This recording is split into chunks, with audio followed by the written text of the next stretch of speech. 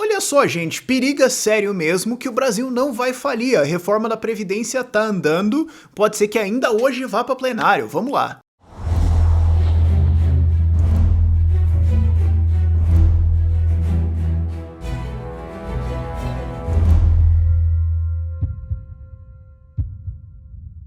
E antes da gente começar, eu preciso lembrar você que agora a gente tem artigos no nosso site, ideiasradicais.com.br, tem a seção de artigos lá. O último artigo foi Se o capitalismo é tão bom, por que ele é odiado por tanta gente? Que é para explicar uma porrada de críticas que livre mercado recebe, que não tem a menor base, mas ainda assim elas acontecem. E a gente tá publicando segunda, quarta e sexta. Amanhã vai ser um texto meu também, vai ser bem legal, que é a sintetização de todas as vezes que você fica puto com porcarias que o Estado faz, mas vamos pro vídeo. Então vamos lá, a reforma da Previdência agora está numa comissão especial, porque quando toca uma porrada de assuntos diferentes, eles fazem tudo isso dentro de uma comissão só e passa logo, certo? Muita gente não sabe isso sobre processo legal, mas leis têm que passar por comissões antes de ir a plenário, tem todo o trâmite legal, por isso que demora uma puta era pra fazer o negócio.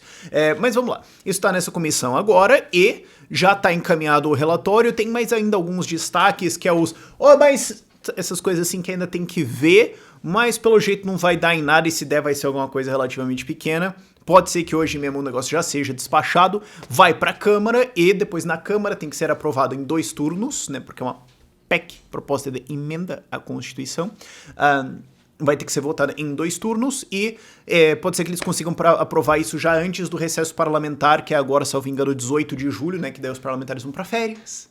Tadinhos deles, né? Tem que tirar férias. Não, eles vão tirar férias, e daí pode ser que eles passem isso antes. Aí tem que ir pro Senado, vota em 2 turnos, sobe pro Bolsonaro e assina lá. Então, o que tá acontecendo? Vamos primeiro sobre a reforma da Previdência Geral.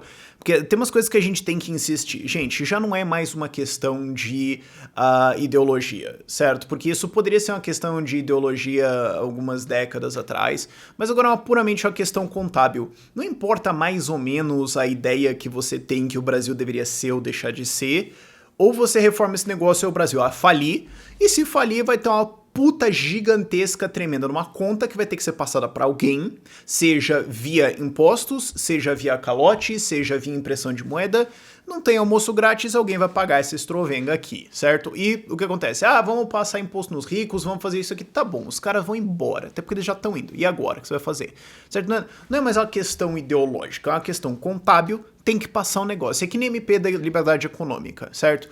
Recentemente saiu um negócio aí que a MP da Liberdade Econômica pode em 15 anos causar 7% de crescimento. Eu não gosto muito dessas metodologias, na verdade eu não gosto nem um pouco delas, mas enfim. Pode crescer, mas enfim, fato é que muita gente ouve isso. Pode causar 7% de crescimento aí em 15 anos e isso aí dá R$500 bilhão em desenvolvimento econômico do Brasil. Você fala, bom, mas eu não gosto. Cara, a gente precisa disso. A alternativa também é a gente continuar estagnado, continuar num país que não tem nada e tá indo pro saco. Essa é uma opção. Você quer essa opção? Não, então vai ter que passar a MP da Liberdade Econômica, certo? Mesma coisa que tá acontecendo na Previdência. E aí tem os pontos especiais de como ficou no fim das contas a lei, né? Porque ela desce uma coisa, passa pelas comissões, vai sendo mudada e depois sai outra coisa. Então, ó, primeira coisa importante que tá saindo dessa lei. Estados e municípios estão de fora, certo? E isso é uma coisa que eu já gravei sobre antes, que é um perigo imenso, porque você tem o rombo da Previdência do INSS, que é o regime geral, você tem o rombo do regime dos funcionários públicos, que proporcionalmente é um rombo ainda maior, mas proporcionalmente o rombo dos estados, dos funcionários públicos de governos de estados, é ainda maior. Se você somar o rombo de estados e municípios, dá 520 bilhões de reais em 10 anos, 350 bilhões de reais nos estados e 170 bilhões de reais nos municípios. Esse é o rombo aí projetado para 10 anos. E os estados e municípios estão de fora, o que significa que cada estado e cada município vai ter que passar a sua própria reforma. Se eles estivessem dentro da reforma e instituir que tinha que fazer uma reforma, basta então implementar. Então, ao invés de você ter votações em 5.000 municípios e em 26 estados do Distrito Federal, né? Ao invés de você ter que fazer tudo isso, já tá feito, só tem que implementar. Não. Ficando de fora, cada um deles vai ter que fazer e passar por toda a sua convulsão e toda essa treta e lererê que vai acontecer para fazer essas reformas, o que faz com que algumas delas não passem, inclusive várias delas é de se esperar, né? Porque o que você sempre pode esperar de um político é que, quando uma coisa é inconveniente, ele não vai fazer isso até o último momento, e aí ele vai fazer chorando e talvez nem faça e depois culpa alguém, mas enfim. Então isso aí pode gerar um rombo nessas cidades e municípios que alguém vai ter que pagar. E a gente já sabe que tem estados quebrados pra caramba aí, por exemplo, o Rio Grande do Norte, recentemente avisou que, acho que é o tom de 2,4 bilhões de reais, não vai pagar fornecedores. Então tem os fornecedores aí que estão caloteados, e vão continuar caloteado mesmo, a gente não vai pagar um centavo de vocês, salvo engano era 2,4 bilhões de reais, a gente não se ferrou, entendeu? E daí você tem outras coisas mais graves que podem acontecer, como greves de PM, esse tipo de coisa, então no fim das contas alguém vai tomar uma conta. Ao retirar os estados e municípios da reforma da Previdência, cria-se mantém-se, né, não cria-se, mas mantém-se, né, empurra com a barriga pra frente, um problema gigantesco que vai estourar no colo de alguém. E isso tá acontecendo basicamente por politicagem, porque até os governadores de esquerda desses estados estavam a favor dessa reforma da Previdência, incluindo eles. Claro, porque eles queriam falar assim, não, trabalha você aí por mim, passa você a reforma e eu não preciso fazer nada, certo? Até os caras eram a favor disso, porque você vê que os caras, eles entendem contabilidade, eles só disfarçam. Os caras entendem o que tá acontecendo, eles disfarçam bem, mas e os eleitores caem. Mas os caras não estão entendendo, certo? Eles preferiam passar isso pra frente, não conseguiram aí tanto, e isso aí é por conveniência política, certo? Porque os deputados e senadores em Brasília falam, cara, eu não vou tomar essa treta e essa convulsão toda e gente me xingando aqui, me ameaçando de morte, etc, pra trabalhar por você que faça. Então, quer dizer, o certo seria o cara falar, mano, né, vamos fazer aqui, né, o melhor pra fazer, mas não, né?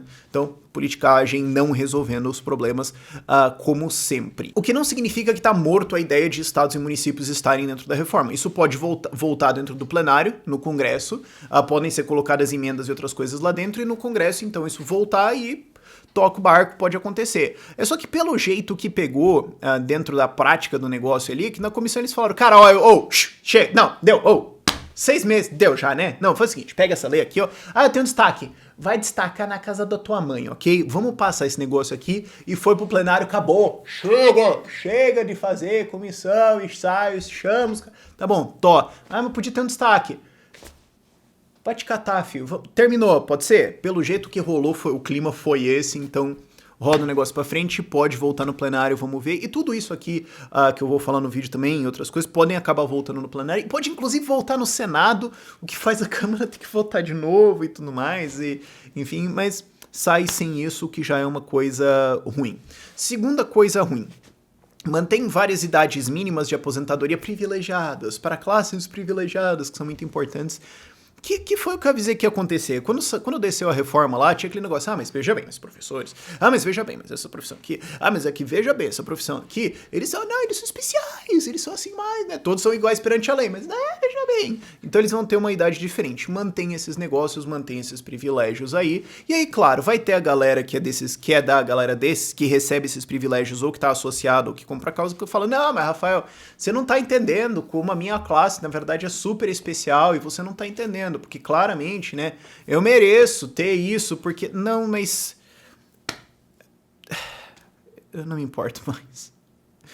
Você quer um privilégio, tá bom, fala, eu mereço porque eu sou mais especial, me dá dinheiro, seja honesto pelo menos, eu posso te ignorar, mas pelo menos você tá sendo honesto com todo mundo, né, não tá querendo criar um lererê gigantesco. Mas aí o que acontece é que isso, como eu falei, abriu a porta pra alguém chegar e falar, não, pera, já tem classes especiais na reforma? Eu sou especial também, me dá uma... E aconteceu. Vem lá agentes de segurança, fala, não, mas veja bem, Polícia Federal, Polícia Rodoviária Federal, né, olha só, nós precisamos, porque veja bem, papapá, lero-lé. Aí senta lá na Câmara do Congresso, Bolsonaro traidor, toda aquela galera lá de terno, ganhando um puta de um salário, com uma puta de uma aposentadoria, reclamando lá, vai se catar. Mas vão lá chorar. E daí o Bolsonaro desce pra ajudar os... De todas as coisas pra participar, o cara desce pra ajudar esses. Claro, é a base eleitoral de boa parte do PSL, é justamente o que você esperaria que ele fizesse, mas pra surpresa de ninguém e pra decepção de muita gente, foi lá o que ele fez pra ajudar os caras.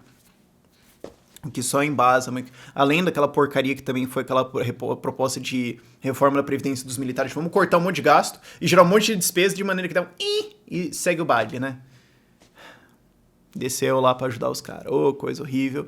Abre um presidente, abre um puta flanco pra criticar a reforma. Fala, não é pra acabar com privilégio, não sei o quê, porque olha só, os caras estão ganhando privilégio aqui. E claro, vai ter o chororô da esquerda, mas felizmente, pelo jeito, a contagem de votos já mostra que não importa, chora aí, chorou, beleza, tá aprovado, mas vai chorar pra lá. Pelo jeito vai ser isso. Mas abre essa crítica aí também. Também retira-se a capitalização, o que eu sou a favor. Eu vou fazer um vídeo inteiro sobre isso. Por que eu sou contra a capitalização? Em resumo, não, mas quando balancear o INSS aqui, então a gente faz uma capitalização. Não, quando balancear, você fala, então agora a gente faz, sei lá, o sorteio, quem quiser sair, sai. Tá bom, acabou, não vai ter outro sistema em que as pessoas são obrigadas a blá blá blá, e vamos fazer elas... Não, tem uma porrada de distorções e incentivos podres que isso cria. Eu sou contra a existência de uma capitalização. Ok? Então, quando balancear, as pessoas começam a sair e eventualmente a gente acaba com isso. Então, eu sou a favor, na verdade, de acabar hoje. Mas vai acontecer? Não, então vamos fazer isso aqui, pelo menos a gente quer uma transição, certo? Fazer o quê? Por mim acabava hoje, mas vamos ver o que a gente consegue. E finalmente sobe-se impostos. A CSLL, Contribuição Social sobre Lucro Líquido, contribuição escambau. O imposto social, aliás, é um puta do oxímoro, né? Porque imposto é por natureza antissocial. É o roubo. O roubo em cima de bancos, né? A CSLL em cima de bancos vai ser aumentada, de maneiras a gerar 5 bilhões de reais a mais por ano de roubo, imposto em cima de bancos, porque é popular. Convenhamos, foi isso que aconteceu, certo? Tinha uns votos pra virar aqui, os votos era a bandeira dos caras dane-se os bancos, tá bom? Vocês querem criar um imposto nos bancos? Tá bom, mas cria um negócio aqui, tá bom, né? Então, ok, a gente vai roubar os bancos 5 bi a mais, ok. Vai mudar o quê? Nada, tá bom, ok, vocês vão votar a favor? Beleza, provavelmente foi isso que aconteceu, mas aí você vai acabar pagando mais taxa, mais juro, etc, isso vai ser repassado pra você de uma forma ou outra. Só tem uma coisa engraçada, que é o seguinte... Por causa da reforma tributária, a CSLL deixa de existir. Mas Rafael, tem um período de transição aí de 10 anos.